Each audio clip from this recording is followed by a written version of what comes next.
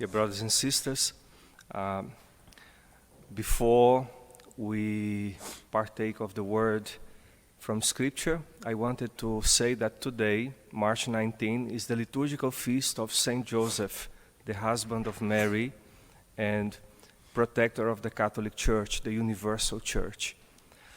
Since today's Sunday, we are not celebrating the liturgy of the feast of Saint Joseph.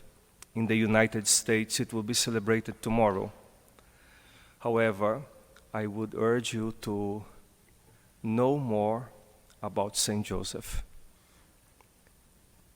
After the Blessed Virgin Mary, no other saint is as powerful in intercession as Saint Joseph, the foster father of Jesus.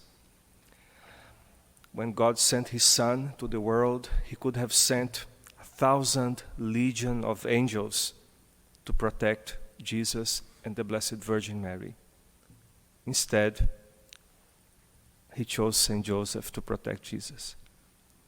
And he continues to protect the church.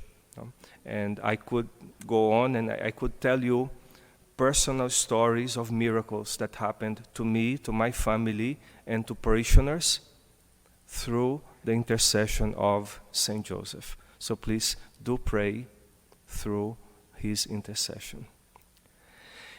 In today's liturgy, the readings were unusually long, beautiful, powerful, profound, but a little bit long. So I hope to be brief in the reflection.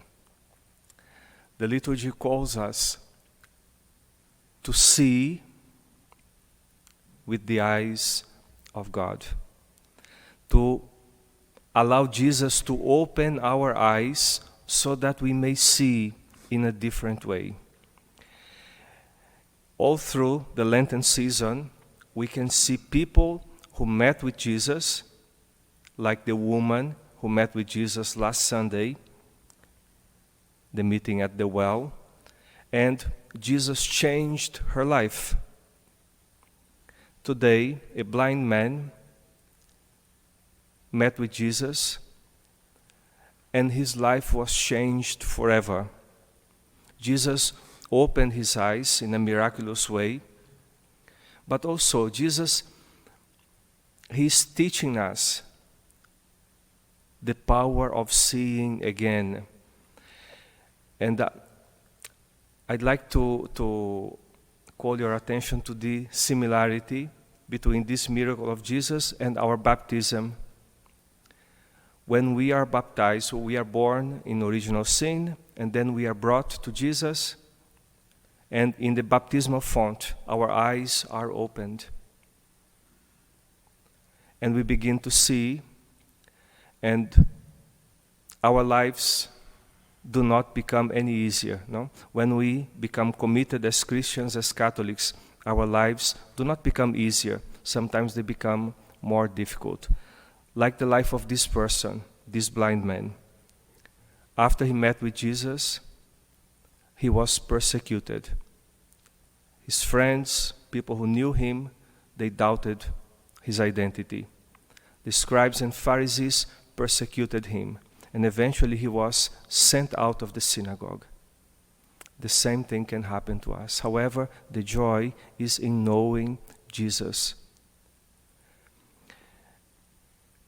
And the final message is that as we move towards the Easter season and the joy of seeing Jesus resurrected, we have to be careful not to allow ourselves to become blind. And I'd like to share with you a story of a man who went to see his doctor for the annual checkup. Actually, I had mine recently, but this is not my story. So after all of the tests, the man went to see his doctor, and the doctor gave him a sermon because he was overweight. And you know the sermon. You have to exercise, you have to eat healthy, you have to lose weight. So the man went home with this voice, this message ringing in his ears. You have to lose weight. 1 year later, he came again for another medical checkup. And this time, there was no sermon from the doctor. Thing is, the man had not lost any weight, but the doctor had gained weight. You see, and because now the doctor had gained weight, he wasn't really able to tell his patient to lose weight. When we choose a life of sin, we become blind to the sin in the world. How can a parent who lives in sin correct his children?